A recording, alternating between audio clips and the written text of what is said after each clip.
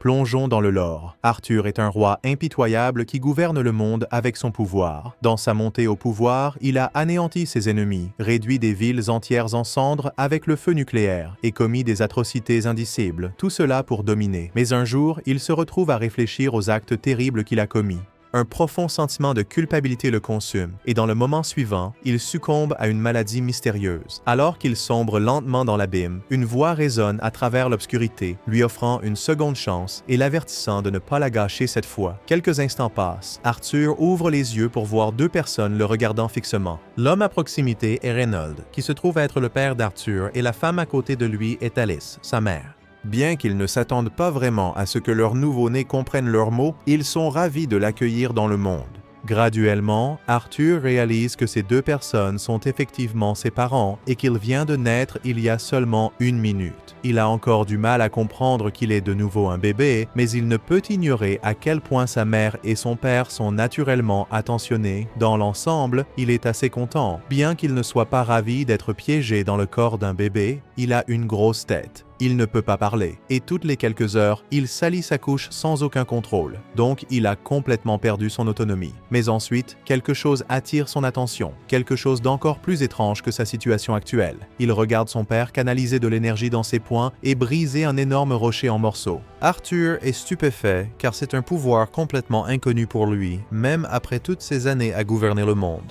Ce spectacle est apparemment assez impressionnant, donc Reynold se sent fier de lui et se tourne vers sa famille, s'attendant à des éloges. Cependant, il ne reste pas attentif à son environnement, et une pierre finit par lui tomber sur la tête. Alice, ayant anticipé que quelque chose comme ça pourrait arriver, se précipite vers lui et commence à utiliser la magie pour soigner la blessure. En même temps, elle le gronde, l'avertissant d'être plus prudent la prochaine fois qu'il décide de se vanter. Reynold montrait peut-être juste sa force plus tôt, mais quand il est sérieux, ses points ne sont pas à prendre à la légère, car il peut abattre un sanglier d'un seul coup pendant la chasse. L'avoir dans le groupe rend tout plus facile pour ses compagnons. Une fois la chasse terminée, Reynold rentre chez lui, impatient de recevoir ce chaleureux câlin de bienvenue. Mais ensuite, il se souvient qu'il est encore couvert de sang de sanglier. Un lavage rapide devra certainement venir en premier. D'après ce qu'il a vu, Arthur retient 2 choses importantes. Premièrement, ce monde est si dangereux qu'il est normal que les gens portent des armes juste pour rester en sécurité. Et deuxièmement, s'il veut vivre librement ici, il va devoir apprendre à se battre. Maintenant que Reynold est revenu, Alice dit qu'il est temps de coucher Arthur pour sa sieste. Normalement, il serait agacé d'être traité comme un bébé, mais c'est en fait une partie qu'il apprécie vraiment. Dans sa vie précédente, un sommeil paisible était un luxe rare car il y avait toujours des gens qui essayaient de l'assassiner lorsqu'il baissait sa garde. Bien sûr, il pouvait facilement gérer n'importe quel attaquant qui venait pour lui, mais la menace constante était incroyablement stressante. Au fil des mois, le corps d'Arthur, encore bébé, gagne suffisamment de force pour qu'il puisse enfin se déplacer de manière autonome. Son premier acte avec cette nouvelle liberté est de se dandiner jusqu'à un miroir, fixant intensément son reflet. Alors que ses parents trouvent adorable à quel point il semble fasciné par sa propre image, la vérité est bien différente. Arthur est simplement aux prises avec la réalité qu'il est vraiment René en tant que bébé sans défense. Maintenant qu'Arthur peut se déplacer librement, il ne perd pas de temps à mettre son plan à exécution plus tard dans la journée. Quand Alice le couche pour sa sieste, dès qu'elle sort de la pièce, il ouvre les yeux. Il met sa couverture de côté, manœuvrant soigneusement pour descendre et s'échapper du berceau. Puis, tandis que sa mère reste absorbée par la vaisselle, il commence à ramper lentement sur le sol, atteignant l'autre côté de la pièce sans qu'elle ne le remarque. Elle doit vraiment être concentrée sur cette vaisselle. Une fois qu'il atteint sa destination, il ouvre la porte de la bibliothèque de la maison et prend un livre dont il a besoin pour commencer à en apprendre davantage sur ce monde. Après avoir parcouru l'un des livres, il découvre que ce continent s'appelle Dikaten et est divisé en 3 royaumes. Le royaume de Darv, une nation souterraine habitée par des nains. Le royaume d'Elle-Noire, foyer des elfes qui résident au cœur de la forêt. Et le royaume de Sapon, une nation humaine dirigée par un roi, bien que personne ici n'ait jamais eu recours à des bombes nucléaires pour prendre le contrôle. Arthur est toujours avide d'en apprendre davantage, alors il prend un autre livre et celui-ci lui donne enfin les réponses qu'il cherchait. Arthur avait réalisé que le niveau technologique de ce monde était sous-développé et la raison en était l'existence de la magie. Les gens gens ici peuvent utiliser la magie en canalisant le mana à l'intérieur de leur corps. Bien que tout le monde ne soit pas capable de l'utiliser, la magie joue tout de même un rôle important dans la vie quotidienne. Il y a deux principales manières dont les individus peuvent exploiter la magie, l'augmentation et la conjuration. L'augmentation nécessite de faire circuler le mana dans tout le corps, ce qui confère à l'utilisateur une force immense, une défense accrue et une agilité améliorée. D'autre part, les conjurateurs peuvent envoyer leur mana à l'extérieur de leur corps pour manipuler et contrôler tout phénomène qu'ils souhaitent.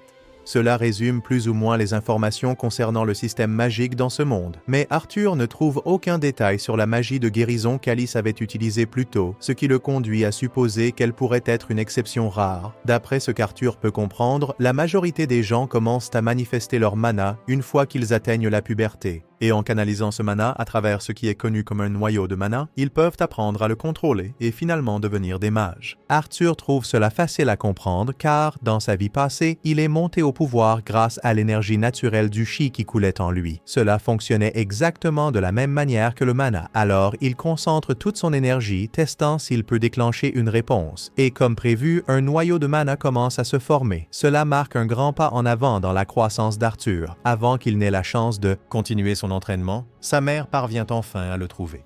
Elle a été extrêmement inquiète depuis qu'elle a découvert qu'il n'était pas dans son lit, donc elle est soulagée de voir qu'il est sain et sauf. Cependant, en le prenant dans ses bras, elle se rend compte qu'il y a quelque chose de différent chez lui. Arthur commence à s'inquiéter qu'elle ait pu sentir le mana en lui, mais il s'avère qu'elle a simplement remarqué qu'Arthur s'était encore une fois fait dessus. 2 années passent et Alice est assise à écrire dans son journal un jour. Elle se sent incroyablement reconnaissante qu'Arthur grandisse fort et en bonne santé. Cependant, elle commence à s'inquiéter un peu. Après tout, elle n'a jamais vu Arthur sourire depuis le jour de sa naissance. À ce moment-là, elle aperçoit Reynolds et Arthur dehors, et il semble que Reynolds enseigne à Arthur l'art de l'épée. Arthur semble vraiment intéressé, mais Alice est furieuse que Reynolds permette à un enfant de 2 ans de manier quelque chose d'aussi dangereux qu'un bâton. À présent, Arthur a compris qu'Alice n'est pas quelqu'un qu'il faut mettre en colère, donc il va devoir faire attention à ne pas la fâcher. Pour éviter d'autres activités dangereuses, sa mère décide d'emmener Arthur en ville pour lui faire découvrir les environs. Et Arthur est particulièrement excité à ce sujet, car cela lui donnera l'occasion de recueillir des informations précieuses sur ce monde. Il est capable d'évaluer le niveau de technologie de cette nation rien qu'en examinant les armes vendues au grand public, et il tombe également sur plusieurs matériaux qu'il n'a jamais vus auparavant. Le plus excitant de tout, c'est qu'il assiste à un mage lançant de la magie de feu juste devant lui, rendant le voyage d'aujourd'hui extrêmement précieux à ses yeux. À la fin de la journée, le corps de bébé d'Arthur est épuisé par toute cette activité. Il lutte pour rester éveillé et Alice veut le coucher pour une sieste dès qu'il rentre dans la maison. Aussi limitante que soit cette nouvelle vie, Arthur a appris à apprécier la vie avec des parents aimants. Dans sa vie passée, Arthur a été laissé à son sort sans kit de départ. Il a donc été contraint de passer toute son enfance dans un orphelinat et n'a jamais pu connaître l'amour parental. Donc, c'est un agréable changement de rythme pour lui. Arthur s'endort bientôt sur l'épaule d'Alice, alors elle commence à le porter jusqu'à son berceau. Et en chemin, elle lui dit à quel point elle est fière de tout ce qu'il a appris. Elle a remarqué toutes les fois où il se faufile hors du lit pour lire des livres, et elle a vu l'excitation dans ses yeux quand il a découvert le monde extérieur, ce qui la rend certaine qu'il a un esprit aventureux. Elle suppose qu'il a hérité cela de Reynolds, et elle sait que tôt ou tard, Arthur voudra partir seul pour explorer le monde. Bien qu'elle préférerait personnellement qu'Arthur vive une vie calme et paisible ici, elle est prête à le soutenir quoi qu'il arrive. Aussi longtemps qu'il est vraiment heureux. Le lendemain, Arthur se tient près de la fenêtre et regarde son père commencer à s'entraîner dans le jardin. Il est intéressé de voir à nouveau les applications de la magie de près, alors il observe avec impatience Reynolds commencer à faire circuler le mana dans son corps. Finalement, des pierres commencent à s'élever du sol et Reynolds fait comme si c'était la meilleure chose au monde. Mais en réalité, c'est assez pitoyable. Cela marque l'étendue de la capacité de Reynolds en matière de conjuration, mais c'est seulement parce que sa véritable spécialité réside dans l'augmentation, rendant sa magie bien plus efficace lorsqu'elle est utilisée en interne dans son propre corps. Voir son père afficher un tel pouvoir inspire Arthur à aller s'entraîner. Mais juste au moment où il s'apprête à descendre de la table, Alice l'informe qu'il est l'heure de sa sieste. Arthur n'est pas encore capable de parler. Alors qu'il passe devant la bibliothèque, il commence à se plaindre. Mais Alice lui dit que c'est l'heure de la sieste et qu'il n'y a pas de place pour les livres pour le moment.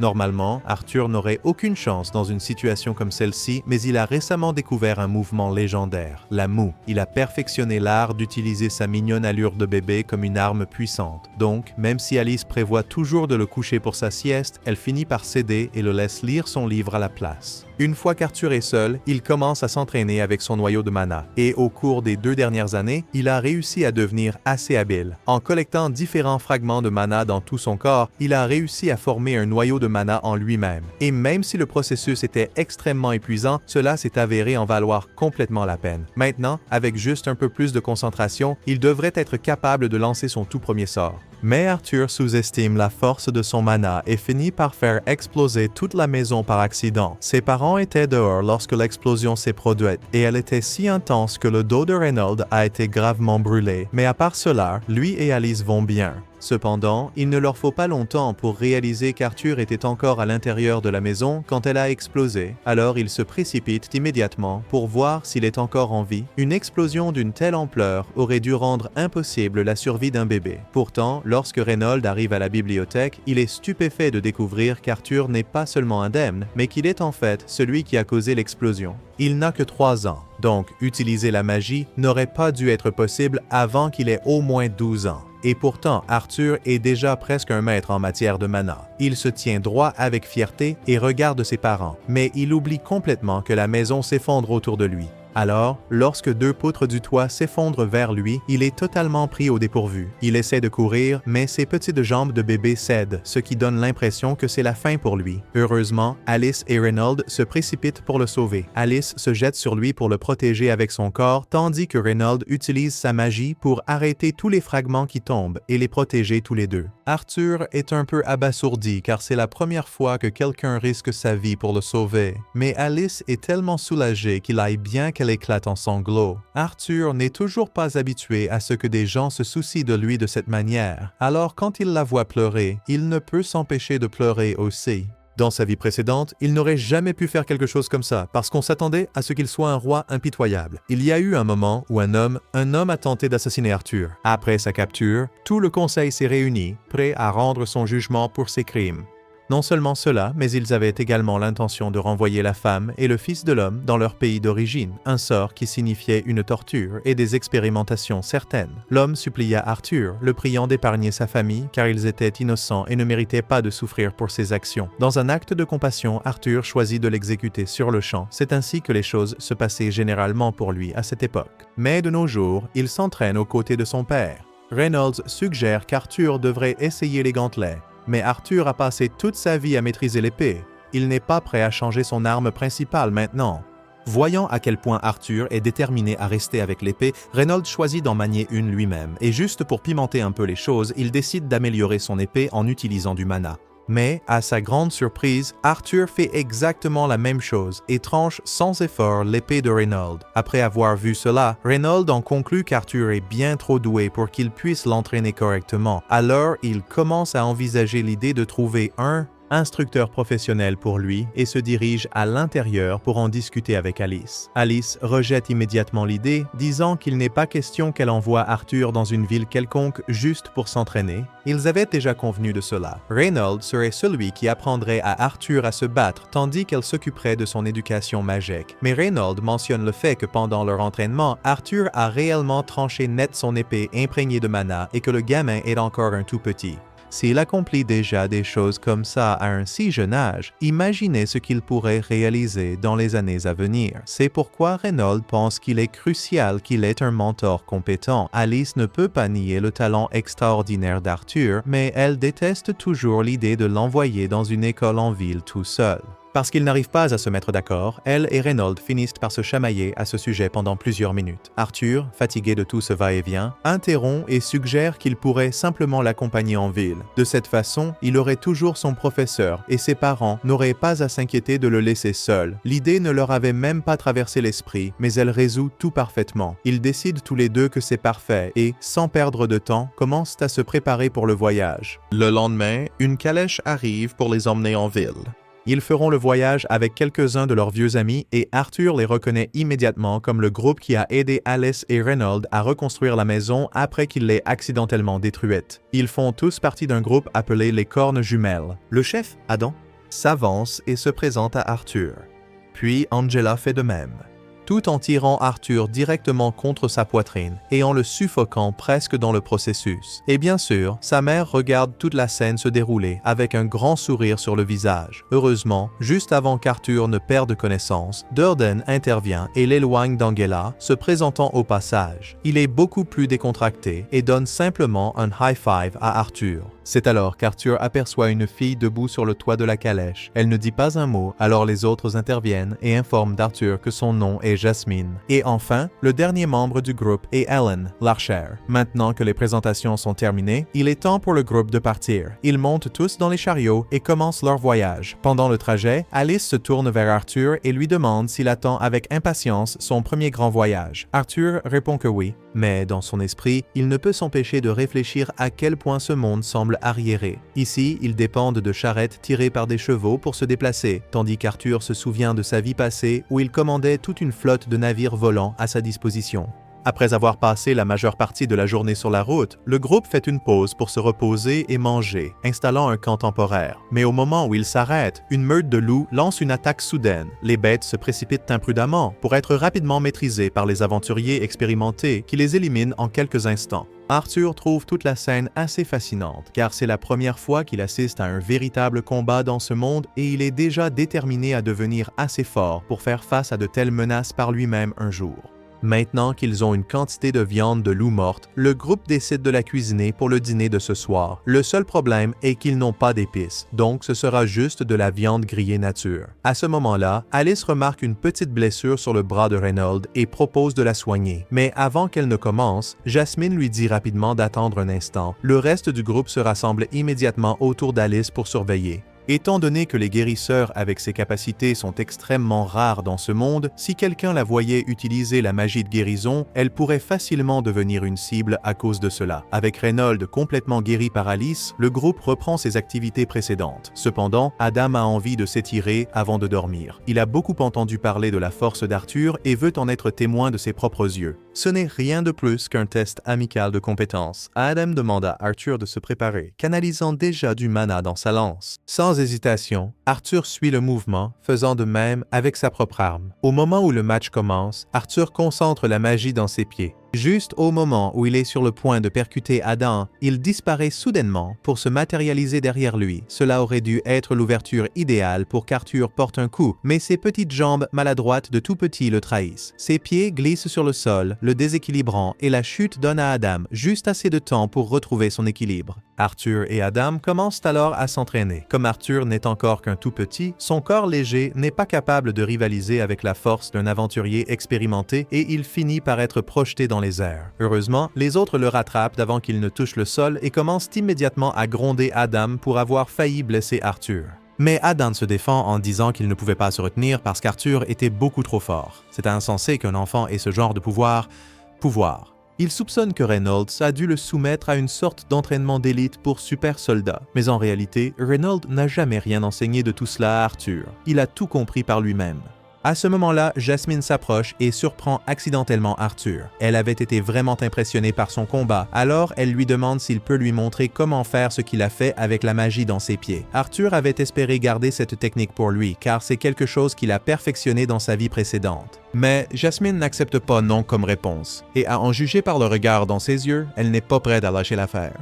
Elle va probablement continuer à le harceler sans arrêt jusqu'à ce qu'il cède. Donc à un moment donné, il n'aura peut-être pas d'autre choix que de lui enseigner. Le lendemain matin, le voyage continue comme prévu.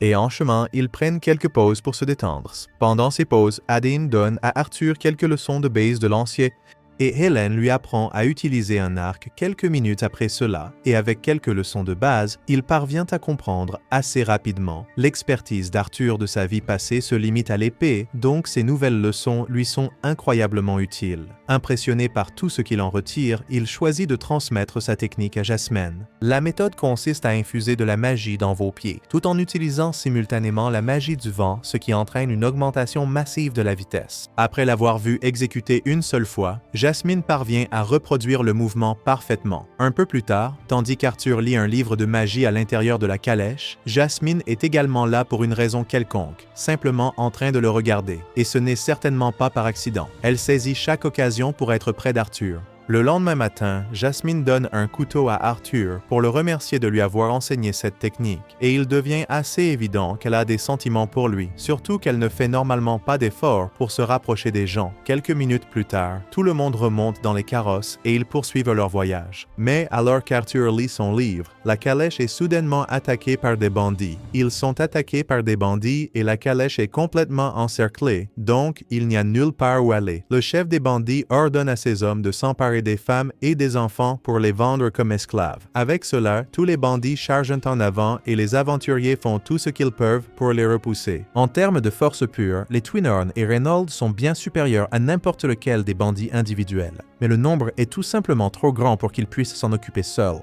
Finalement, ils finiront par être submergés. À un certain moment, le chef des bandits projette Reynolds dans la calèche, le laissant gravement blessé. Alice veut immédiatement se précipiter pour le soigner, mais Reynolds l'avertit de garder ses distances. Si les bandits découvrent son pouvoir, elle deviendra leur prochaine cible. Au lieu de cela, il exhorte Arthur à emmener Alice et à fuir le plus loin possible. Arthur hésite, ne voulant pas abandonner son père, mais Reynolds insiste, révélant qu'Alice est enceinte de son frère. La garder en sécurité doit passer en premier. Prenant conscience de l'urgence, Arthur accepte. Une fois que Reynolds donne le signal, Arthur rassemble sa magie, prêt à s'échapper avec Alice. Pendant ce temps, Reynolds jure de rester en arrière et de retenir les bandits. Le chef des bandits ordonne à ses hommes de poursuivre Arthur et Alice, mais Reynolds refuse de laisser cela se produire. Alors il charge et l'affronte. Le chef avait réussi à mettre Reynolds à terre auparavant, mais cette fois, la famille de Reynolds est en jeu, donc il ne va pas tomber facilement. Alors que Reynolds occupe le chef des bandits, quelques-uns des bandits restants se dirigent vers Arthur et Alice, mais Adam et Jasmine lancent rapidement des dagues sur eux, les neutralisant et ouvrant un chemin pour qu'Arthur s'échappe avec Alice. Tout le monde fait tout son possible pour empêcher les bandits d'atteindre Arthur pendant qu'il concentre tous ses efforts pour mettre sa mère à l'abri. C'est honnêtement un peu ironique. Après avoir passé sa vie précédente à prendre des choses sans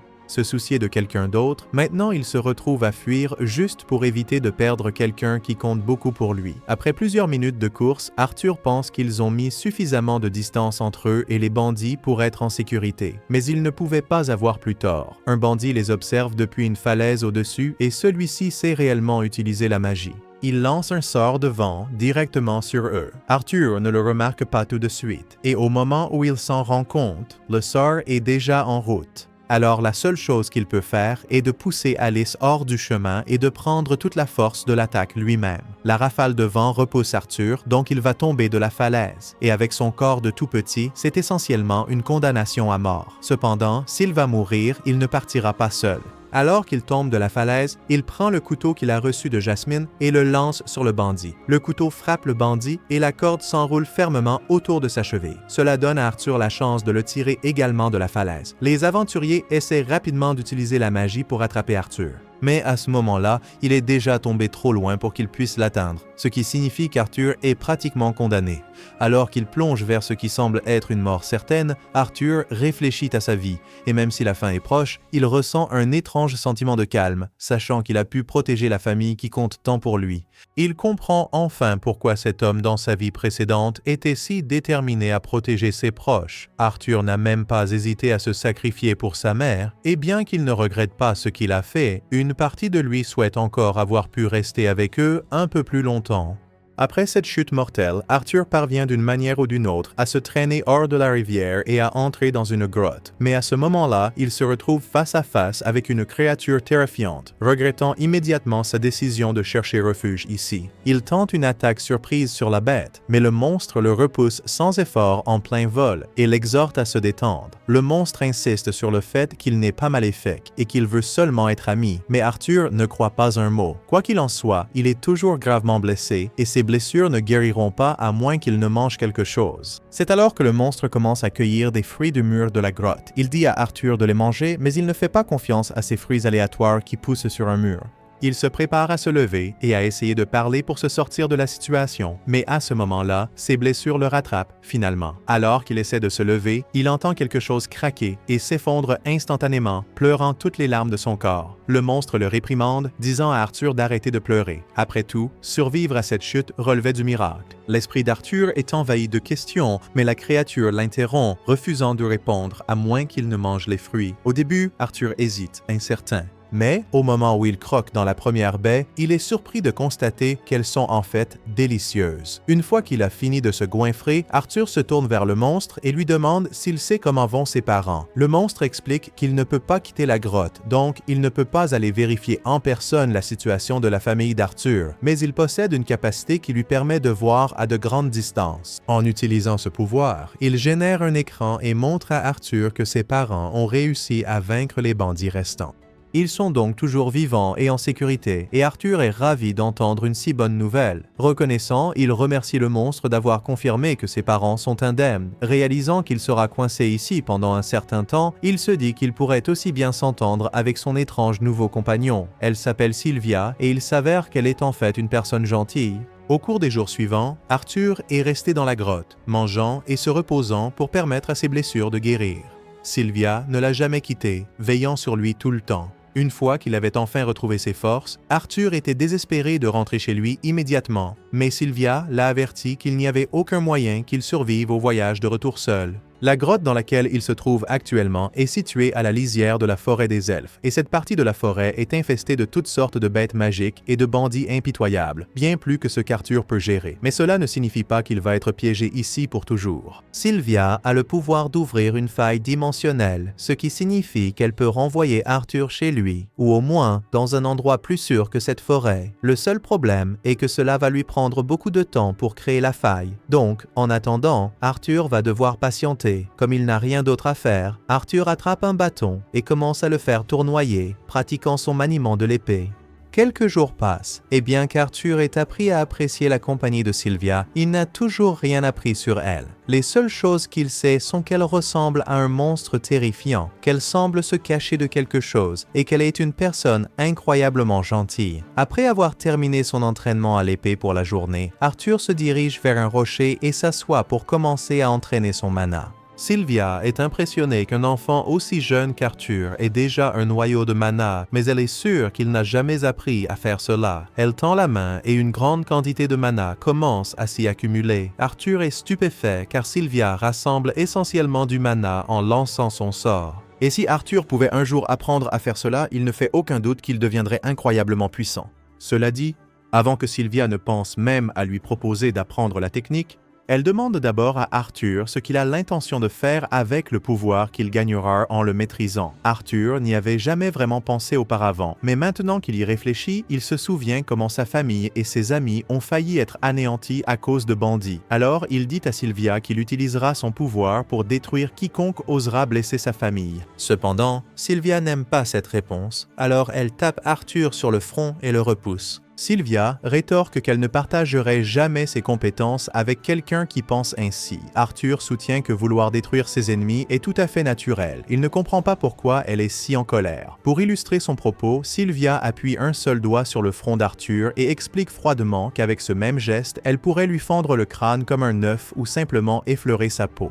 Puis elle lui demande « Laquelle préférerait-il vivre ?» Et Arthur, évidemment, ne veut pas mourir, alors il dit qu'il préférerait la touche douce. Il est facile de laisser ses actions être guidées par la colère et la haine, mais une fois que tu cèdes, ta vie deviendra un cycle vide et sans fin de haine. Elle ne veut pas qu'Arthur gâche sa vie ainsi, alors elle lui demande encore une fois « Que feras-tu de ce pouvoir ?» Arthur prend un moment pour reconsidérer, mais maintenant son attention est attirée par les sourires joyeux de ceux qui lui sont chers. Avec cela à l'esprit, il répond que son objectif est d'utiliser sa force pour protéger ceux qu'il tient à cœur. Sylvia, satisfaite de cette réponse, la trouve bien plus à son goût. Pendant ce temps, à l'extérieur de la grotte, un monstre qui ressemble beaucoup à Sylvia semble être à sa recherche, et il est vraiment proche de la trouver. Dans l'ancien monde d'Arthur, il était le roi, mais cela ne signifiait pas qu'il détenait tout le pouvoir. Les véritables dirigeants étaient le Parlement, donc Arthur était essentiellement un agent de guerre à appeler chaque fois que les sénateurs avaient besoin de lui pour commettre des actes de violence indescriptibles. Mais il n'a jamais aimé vivre de cette manière.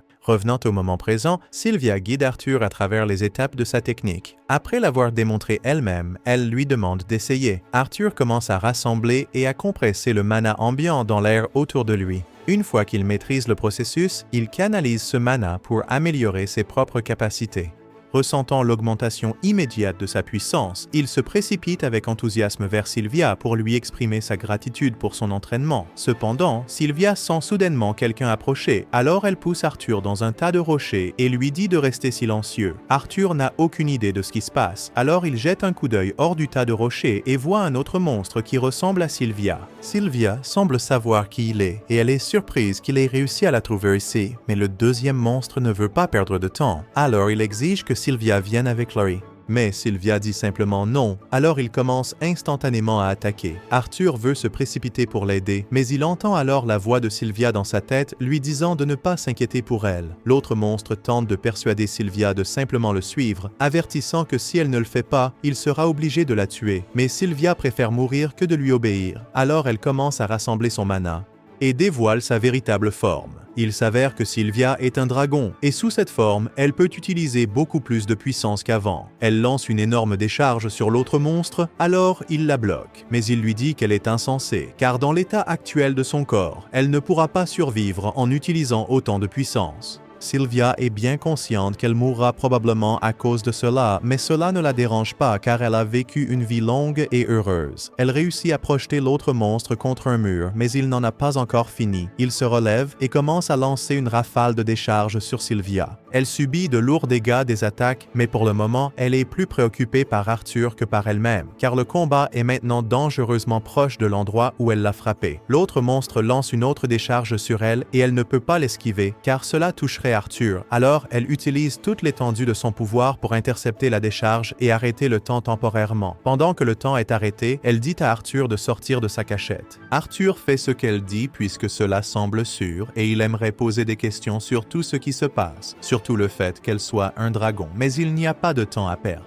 Sa capacité à arrêter le temps ne tiendra plus longtemps. Elle doit donc agir rapidement pour mettre Arthur en sécurité. Elle déchire la faille dimensionnelle sur laquelle elle travaillait, mais à cause de ses blessures et du sort précipité et incomplet, le portail ne mène pas à la maison d'Arthur. Au lieu de cela, il s'ouvre sur un espace vide et inconnu. Elle essayait d'éviter de l'envoyer dans la forêt car cela serait dangereux, mais elle n'a plus le choix maintenant. Quoi qu'il en soit, elle est confiante qu'Arthur peut survivre seul et retrouver son chemin vers la maison avec la technique qu'elle lui a enseignée, donc elle ne s'inquiète plus pour sa sécurité. Elle lui demande à nouveau ce qu'il compte faire de son pouvoir. Sans une seconde d'hésitation, Arthur répond qu'il n'utilisera le pouvoir que pour protéger sa famille. Cela suffit à rassurer Sylvia qu'il n'utilisera pas sa force à des fins égoïstes. Avant qu'il parte, il y a quelque chose qu'elle veut lui donner. Alors, elle crée un œuf et une plume juste devant lui. Elle dit à Arthur d'envelopper l'œuf dans la plume et d'en prendre bien soin. Et comme cadeau d'adieu final, elle imprime sa volonté sur le corps d'Arthur sous la forme d'une marque sur ses bras. Arthur est confus par le fait qu'il demande ce qu'elle fait, mais Sylvia n'a pas la force de l'expliquer. Elle lui dit qu'il comprendra un jour comment l'utiliser, mais malheureusement, elle ne sera plus là pour le lui enseigner. Elle prend aussi un moment pour s'excuser auprès d'Arthur, admettant qu'en vérité, elle aurait pu le téléporter auprès de sa famille dès son arrivée. Mais elle appréciait tellement sa compagnie qu'elle ne voulait pas que cela se termine. Et maintenant, à cause de ce choix égoïste, elle l'a mis en danger. Arthur se sent terrible parce qu'il sait qu'il n'a pas le pouvoir de sauver Sylvia de la mort ici, même si elle lui a tant appris. Il se moque qu'elle soit un dragon ou un monstre.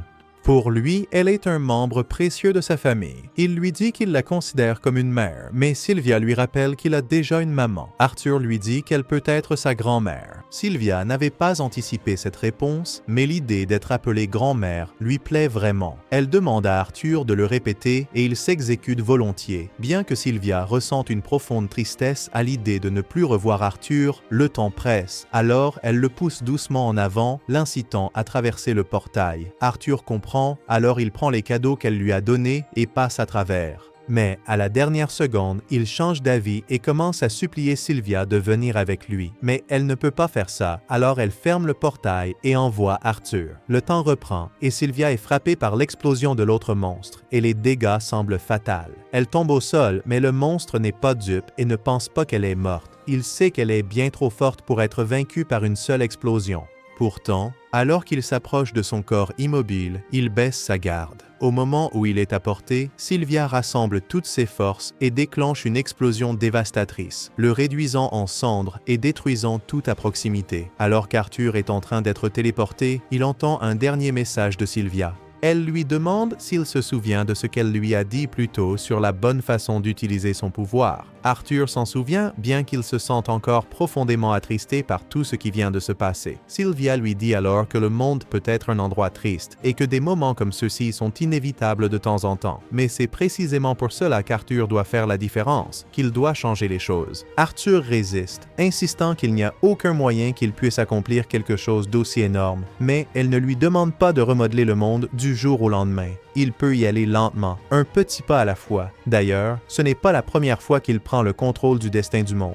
Sylvia connaît la vie antérieure d'Arthur en tant que roi. Même si elle désapprouve la façon dont il a régné à l'époque, elle est convaincue que si Arthur refuse de laisser la haine envahir son cœur, il deviendra un roi vraiment noble, capable de changer le monde pour le mieux. Quelque temps passe et Arthur reprend conscience sur le sol, jurant d'honorer le souhait de Sylvia. Mais d'abord, il doit comprendre comment s'échapper de cette forêt sans fin. Après qu'Arthur soit téléporté dans la forêt des elfes, il commence son voyage de retour chez lui. Alors qu'il marche, un cri soudain perce à travers les bois, attirant son attention. Le cri semble appartenir à une jeune fille, ce qui le pousse à canaliser du mana dans ses pieds sans hésitation, se précipitant vers la source. Pour avoir une meilleure vue, il saute sur les branches d'un énorme arbre. Depuis ce point de vue élevé, la scène devient claire. Un groupe de bandits a saisi une petite fille, bien qu'elle lutte pour se libérer. Ils l'ont déjà attrapée, étouffant ses cris en lui couvrant la bouche. Étant donné que la fille est une elfe, les bandits ont l'intention de la vendre aux nobles pour un énorme profit une fois qu'ils auront quitté la forêt. Ils l'attachent rapidement et la poussent à l'arrière de leur chariot. Alors qu'Arthur assiste à la scène, des souvenirs envahissent son esprit. Des flashbacks de l'époque où lui et sa propre famille ont été attaqués par des bandits. Il se souvient des assaillants disant qu'il quelque chose à propos de l'épargner, lui et les femmes, seulement pour être vendu plus tard. La pensée le remplit de fureur. La première chose qui lui vient à l'esprit est de tuer chaque bandit pour avoir commis un acte aussi ignoble, mais ensuite il se rappelle le conseil de Sylvia sur le contrôle de sa colère. Alors il s'arrête pour rassembler ses pensées et se calmer. Il comprend que s'il se précipitait imprudemment maintenant, cela pourrait mettre en danger la vie de la fille. Il choisit donc de se retenir et d'attendre le moment parfait pour agir. Les bandits montent dans leur chariot et commencent leur voyage hors de la forêt, avec Arthur les suivant silencieusement depuis l'ombre. À la tombée de la nuit, ils n'ont d'autre choix que de s'arrêter et de camper, incapables de naviguer dans l'obscurité. Arthur pèse ses options. Devrait-il continuer à les suivre jusqu'à ce qu'ils atteignent une ville humaine ou frapper maintenant? Mais ensuite, il entend l'un des bandits se vanter de la beauté de la petite fille. Et à ce moment-là, Arthur sait qu'il ne peut pas se permettre d'attendre. Il refuse de laisser la fille entre leurs mains plus longtemps. Pourtant, il sait qu'il doit encore attendre la tombée de la nuit avant d'agir. Alors Arthur s'installe et commence à méditer, se préparant mentalement pour l'embuscade.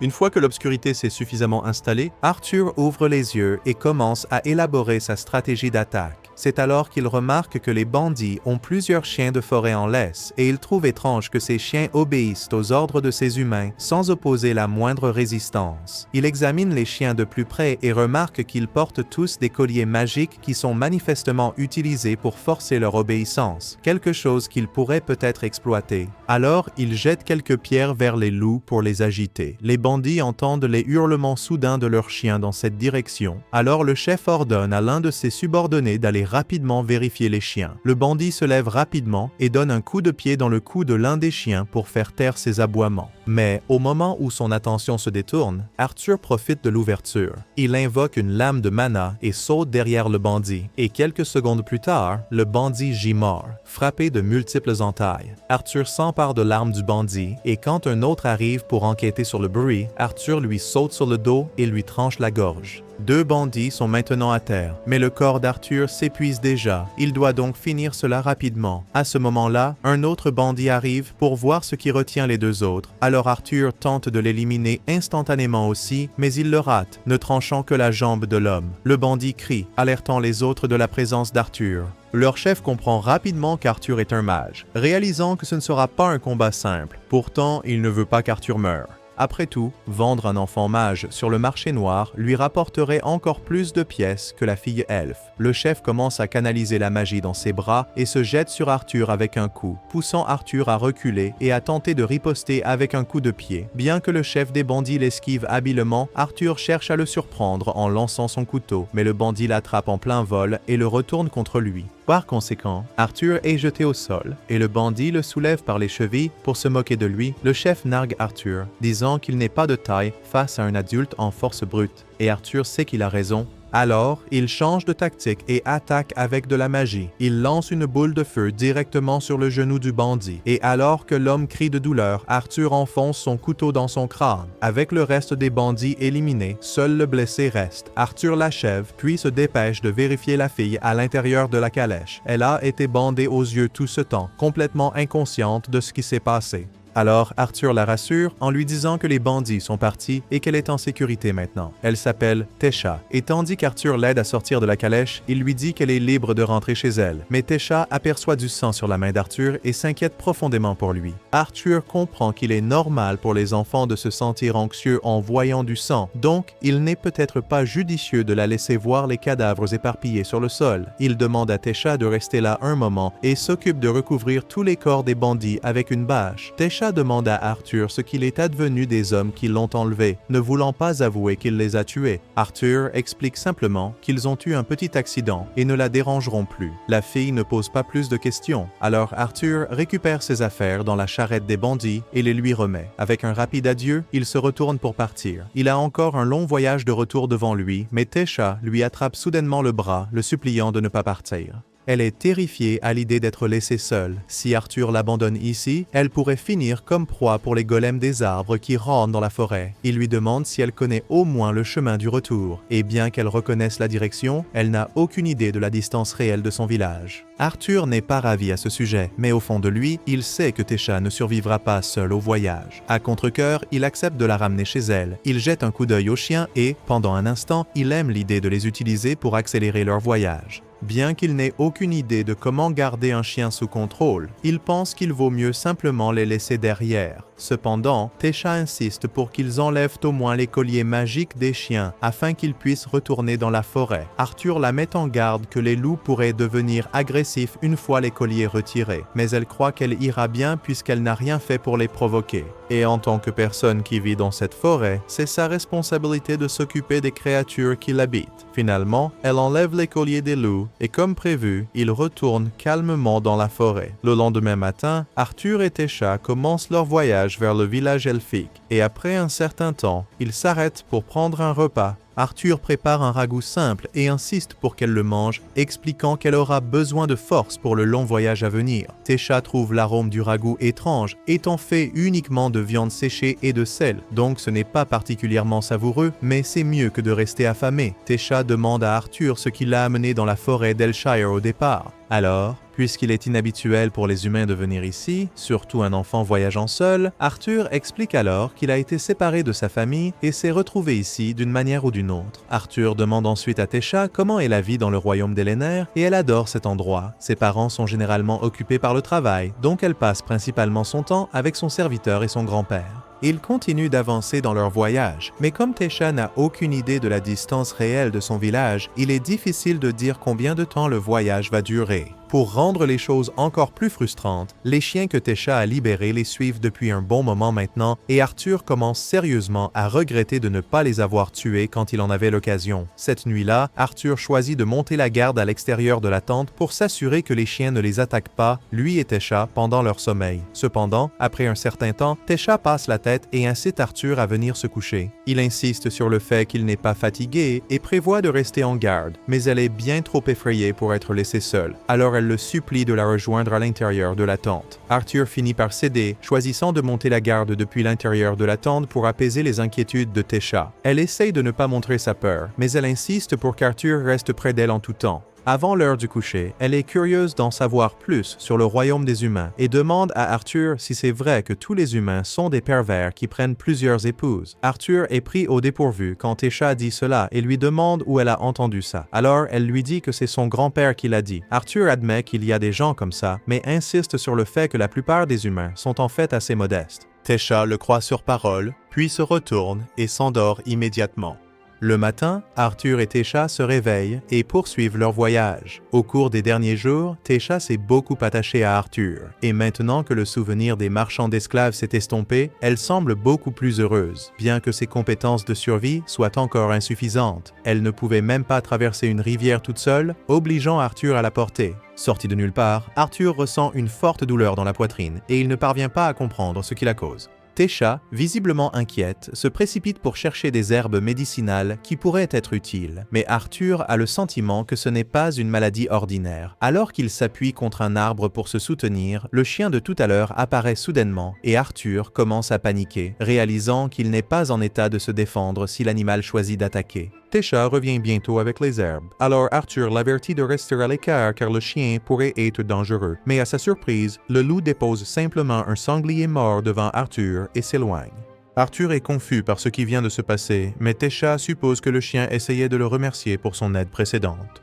Ce soir-là, Arthur et Técha installent le camp et mangent de la viande rôtie près du feu. Le repas a bien meilleur goût que le ragoût et Técha l'adore absolument. Plus tôt, alors qu'elle cherchait des herbes médicinales, elle est tombée sur des champignons, alors elle les partage avec Arthur. Bien qu'il aurait probablement dû refuser ces champignons à l'apparence étrange, car ils lui causent une vilaine crise de diarrhée. Une fois qu'Arthur termine ses affaires, il est complètement épuisé et sur le point de s'évanouir, mais Técha continue de discuter avec lui. Elle commence à raconter à Arthur comment son grand-père lui lisait des livres d'histoire sur les royaumes humains et nains, ce qui lui faisait rêver de visiter ces contrées. Malheureusement, elle n'a jamais eu l'occasion, car les elfes ont toujours été méfiants envers les gens d'autres races. C'est alors que Técha se rend compte qu'Arthur n'a pas écouté un seul mot de ce qu'elle a dit, mais elle sait qu'il est simplement fatigué. Alors, elle le couvre avec une couverture et lui souhaite une bonne nuit. Le lendemain matin, le duo reprend son voyage, mais la douleur lancinante dans la poitrine d'Arthur devient encore plus intense. Técha s'excuse de ne pas savoir comment soulager sa souffrance, mais Arthur la rassure en disant que ce n'est rien de grave. Changeant de sujet, elle demande si elle peut l'appeler Art, expliquant qu'elle le considère maintenant comme un ami. Après tout, ils ont passé tellement de temps ensemble et sont devenus incroyablement proches. Arthur lui dit qu'il est d'accord pour être ami, et Técha semble surprise par la façon décontractée dont il le prend. Avec un sourire espiègle, Arthur jure de manière dramatique de chérir chaque seconde où Técha le considère comme un ami, mais ses taquineries ne font que l'agacer. Elle le gronde de cesser d'agir de manière si immature. Arthur trouve amusant qu'elle, parmi tous, le traite d'enfantin, surtout après qu'elle ait été celle qui le suppliait de rester proche parce qu'elle avait peur. Cependant, Técha insiste que c'était complètement différent. En mettant cela de côté, Arthur réalise quelque chose. Técha est en fait la première véritable amie qu'il ait jamais eue. Dans son ancien monde, les gens le craignaient trop et il n'avait jamais eu quelqu'un qu'il pouvait vraiment considérer comme un ami jusqu'à maintenant. À ce moment-là, Técha remarque quelque chose qui lui semble familier. Alors, elle appelle Arthur pour qu'il vienne voir. Arthur s'approche en pensant qu'il pourrait enfin voir ses parents, mais à la place, il se retrouve face à un arbre massif avec un portail dans son tronc. Técha explique que c'est la porte d'entrée du village des elfes, puis elle tend la main et l'invite à la suivre à l'intérieur. Malheureusement, les elfes nourrissent encore une profonde haine envers les humains. Ainsi, dès qu'Arthur entre dans le village elfique, il est immédiatement arrêté et les gardes pressent leurs lames contre sa gorge. Désespéré, il se tourne vers Técha en espérant qu'elle parlera pour lui.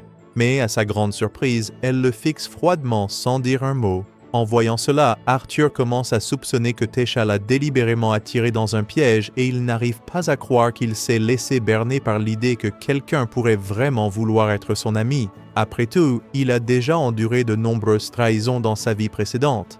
Alors que les elfes s'apprêtent à l'exécuter sous le regard silencieux de Técha, il s'avère qu'elle n'a joué aucun rôle dans cette trahison. On ne sait pas pourquoi elle est restée silencieuse jusqu'à présent. Mais au moment où elle entend les gardes déclarer qu'ils vont tuer Arthur, elle finit par intervenir et leur ordonne d'arrêter. Un des gardes proteste, insistant que le garçon n'est qu'un humain sauvage. Mais Técha réplique fermement qu'Arthur n'est pas une menace. En vérité, il est la seule raison pour laquelle elle a réussi à rentrer chez elle en sécurité. Le témoignage de Técha aurait dû suffire à faire réfléchir le garde et à reconsidérer l'exécution d'Arthur. Mais au lieu de cela, il rejette cela, présumant qu'Arthur a dû la manipuler pour lui faire croire qu'il est une bonne personne, et donc le garde est toujours déterminé à le tuer malgré tout. Pourtant, avant qu'il ne puisse finir, un vieil homme s'avance et leur ordonne de libérer le garçon. Son nom est Viren, le grand-père de Técha et l'ancien roi de la tribu des elfes. Bien plus rationnel, il fait confiance à Técha lorsqu'elle insiste sur le fait qu'Arthur lui a sauvé la vie. Il s'excuse même auprès d'Arthur de l'avoir traité si durement après tout ce qu'il a fait pour sauver Tesha.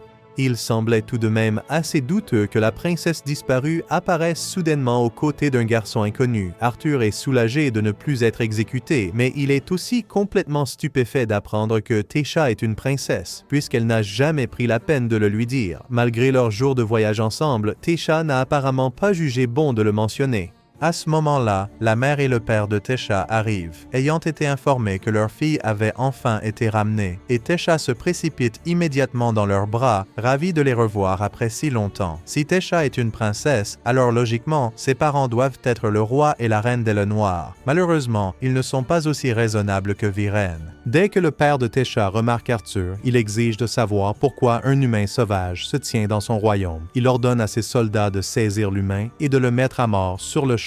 Pourtant, pas un seul d'entre eux n'obéit. Même s'il est le roi régnant, Viren avait déjà donné l'ordre de ne pas faire de mal à Arthur, et chaque soldat a bien trop peur de défier Viren. L'elfe aîné intervient, rappelant au roi qu'Arthur est celui qui a sauvé Tesha et l'a ramené chez elle en toute sécurité, ce qui signifie qu'ils ne peuvent pas le traiter comme un ennemi. Tesha insiste également pour qu'Arthur soit reçu comme un invité d'honneur dans leur château. Pas un prisonnier. Cependant, son père hésite à l'accepter. Après tout, il est strictement interdit aux humains d'entrer dans le royaume des elfes, et encore moins de pénétrer dans le château royal. Mais l'idée de gérer l'explosion de Tesha suffit à le convaincre, et il consent à Contrecoeur à traiter Arthur avec une hospitalité appropriée. Avec le malentendu maintenant résolu, le groupe se prépare à se rendre au château. Cependant, juste avant leur départ, Viren informe Arthur qu'il souhaite lui parler en privé plus tard. Arthur se sent un peu méfiant envers Viren car il peut sentir l'immense pouvoir que possède le vieil homme, mais il n'a pas beaucoup de temps pour y réfléchir car Tesha l'entraîne rapidement pour lui faire visiter les lieux. C'est la première fois qu'Arthur voit le royaume des elfes et il est époustouflé par la différence avec le royaume des humains. Pourtant, la haine envers les humains reste évidente car chaque elfe qu'il croise semble s'arrêter de faire ce qu'il fait juste pour fixer Arthur pendant qu'il marche aux côtés de Tesha vers le château. Cependant, personne n'ose l'insulter ouvertement puisqu'il détient désormais le statut d'invité royal officiel. Tesha est la seule à le traiter avec une véritable gentillesse, mais Arthur ne peut s'empêcher de se demander pourquoi elle a hésité si longtemps avant d'intervenir lorsque les gardes étaient sur le point de l'exécuter. À ce moment-là, la douleur dans sa poitrine revient et elle s'aggrave de jour en jour. Pourtant, il n'a toujours aucune idée de ce qui la cause. Une fois arrivé au château, Tesha est chaleureusement accueillie par ses serviteurs et elle précise immédiatement qu'Arthur doit être traité avec gentillesse et respect, peu importe qu'il soit humain. Cela réglé, elle se tourne vers Arthur et lui demande s'il veut aller jouer avec elle. Mais Arthur suggère d'attendre pour l'instant. Il pense que ses parents voudraient un compte rendu complet de ce qui est arrivé à Tesha et comment ils ont réussi à revenir sains et saufs. Le groupe se dirige vers la salle de réunion et comme ils sont sur le point d'avoir une discussion sérieuse, Tesha insiste pour qu'on apporte du thé et des collations. Une fois les rafraîchissements servis, le père de Tesha en profite pour se présenter correctement. Il révèle que son nom est Alduin et qu'il règne en tant que roi d'Elenoir. Sa femme s'appelle Myrial et, bien sûr, son père n'est autre que Viren. Arthur se présente comme un simple garçon de village du royaume de Sapan, pleinement conscient que quelqu'un comme lui, juste un humain, ne serait normalement jamais autorisé à entrer à Eliner, encore moins à avoir une audience avec une famille royale. Alors, il exprime sa gratitude pour leur hospitalité. Alduin est étonné par le calme et la maturité d'Arthur, surtout pour quelqu'un de son âge. Mais plus important encore, il est impatient d'entendre toute l'histoire de ce qui est arrivé à Tesha et comment elle a fini par disparaître. Arthur raconte toute l'histoire de sa séparation de sa famille lors d'une attaque de bandits et de sa découverte dans la forêt elfique, bien qu'ils omettent le détail de la rencontre avec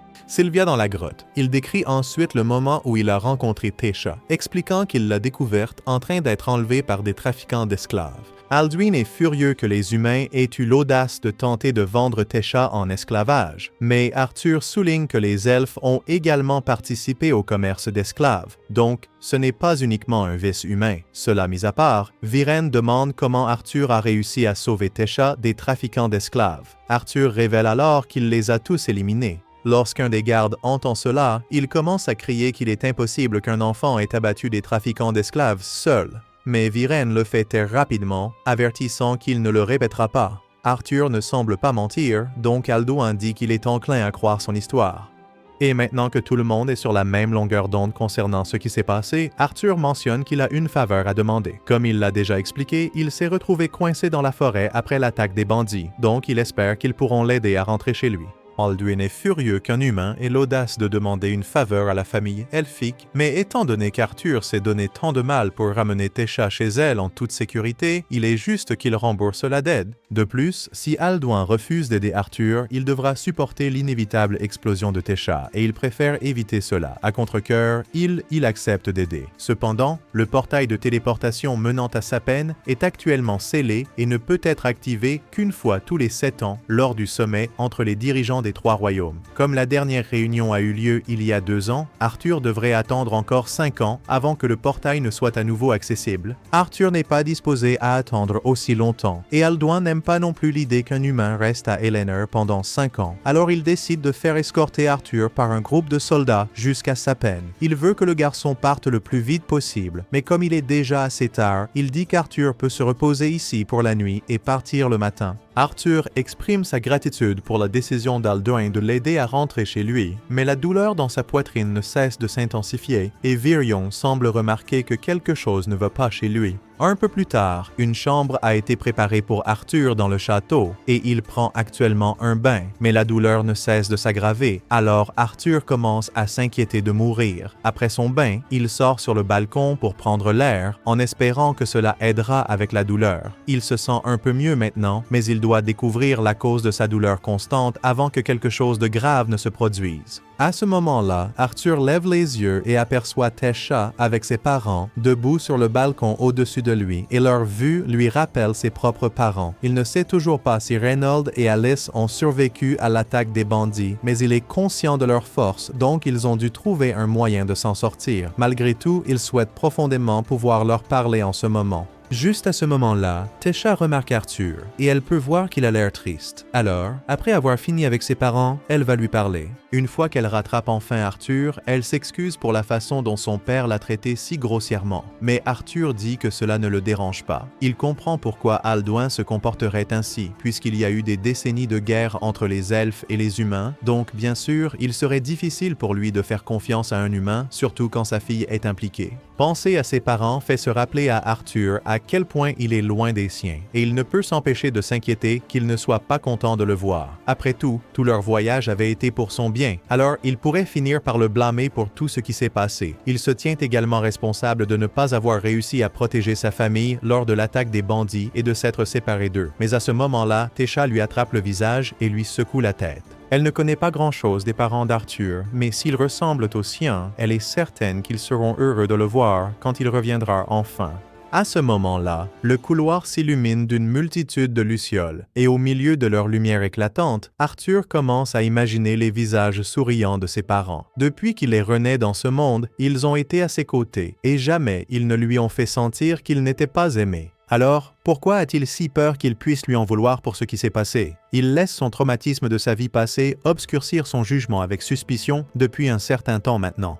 Il avait même soupçonné Tesha de le trahir plus tôt, mais quand il la regarde maintenant, il ne voit qu'une fille innocente qui ne voudrait jamais blesser son ami. Soudain, Arthur sent quelque chose voler directement vers Tesha, alors il l'attrape rapidement et canalise instantanément son mana, prêt à riposter contre celui qui l'a lancé. Mais à sa surprise, il s'avère que c'était Virion qui l'avait lancé. Arthur ne peut pas croire que Virion ferait quelque chose d'aussi cruel que d'essayer de blesser sa propre petite fille. Mais Virion lui assure qu'il n'a jamais eu l'intention de blesser Tesha. Les projectiles qu'il a lancés n'étaient que quelques lucioles lumineuses, et elle ne les aurait même pas sentis. Cependant, il trouve toujours impressionnant qu'Arthur ait pu réagir et contre-attaquer si rapidement. La raison pour laquelle Virion a fait cette manœuvre était de vérifier si Arthur disait la vérité sur sa capacité à tuer ses marchands d'esclaves, et il disait clairement la vérité. Tesha court et dit à Virion d'arrêter de taquiner Arthur, mais ce n'est pas pour cela qu'il est venu ici. Il a remarqué quelque chose d'intéressant à propos d'Arthur plus tôt, alors il veut avoir un petit match d'entraînement avec lui pour voir à quel point il est vraiment fort. Virion invoque une épée avec sa magie pour qu'Arthur l'utilise dans leur combat et éloigne Tésha pour qu'elle ne soit pas blessée. Arthur accepte le défi et se précipite en avant, frappant Virion, mais Virion est bien trop rapide. Même lorsqu'Arthur augmente sa vitesse avec du mana, il ne peut toujours pas égaler les mouvements de Virion, et juste au moment où il semble avoir trouvé une occasion de frapper, Virion brise l'épée d'Arthur d'un coup de paume. Un éclat du bois brisé vole vers Tésha, alors Arthur lance le reste de son épée pour le bloquer et la protéger. Arthur lance une attaque sur Virion en utilisant uniquement son mana, mais Virion répond en le rencontrant avec son propre mana. La puissance pure de Virion est absolument dominante, laissant peu d'espoir à Arthur de le vaincre. Pourtant, Arthur n'est pas du genre à reculer. Après que Virion l'ait envoyé voler, Arthur se précipite à nouveau en avant, frappant cette fois Virion en plein front. Le coup n'a pas infligé beaucoup de dégâts, mais Virion est stupéfait qu'Arthur ait réussi à percer ses défenses et à porter un coup.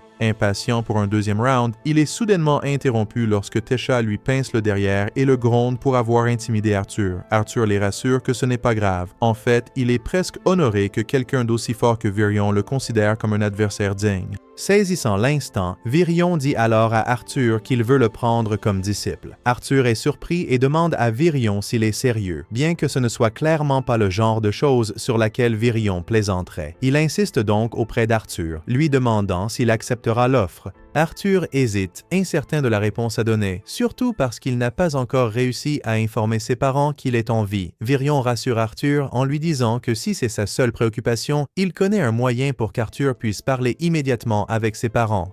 Arthur est curieux, mais avant qu'il puisse répondre, une autre douleur forte traverse sa poitrine et Virion semble comprendre la raison derrière cela. Il informe Arthur qu'il a reçu une volonté de bête et si Arthur ne consent pas à devenir son disciple, la douleur à sa poitrine le tuera tôt ou tard. Regardez cette prochaine vidéo à l'écran et abonnez-vous pour ne pas manquer la prochaine partie. Je la porterai bientôt.